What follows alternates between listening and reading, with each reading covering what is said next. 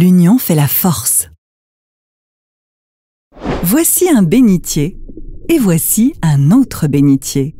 Les bénitiers peuvent être grands, petits, unis, rayés, avec un manteau discret, voire beaucoup plus tape à l'œil. Mais ils ont tous une chose en commun. Ils ont besoin les uns des autres pour survivre. Les bénitiers ne peuvent pas se déplacer.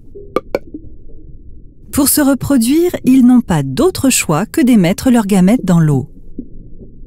On les appelle reproducteurs en eau libre. S'il y a peu de bénitiers, la fécondation devient alors difficile. Et en dessous d'un certain nombre, leur survie devient tout simplement impossible. On pourrait dire que ce n'est pas grave de pêcher les bénitiers sur un site. Mais en fait, dans certains endroits, cela a petit à petit causé leur extinction. À nous d'agir en évitant la surpêche. Plus il y aura de bénitiers dans l'eau, mieux ils pourront se reproduire, protégeant ainsi notre future pêche. Pêcher mieux pour pêcher longtemps. Comment? En respectant les zones interdites à la pêche.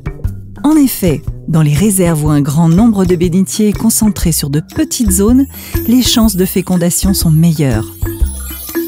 Les bénitiers se reproduisent alors suffisamment, garantissant ainsi le renouvellement des stocks.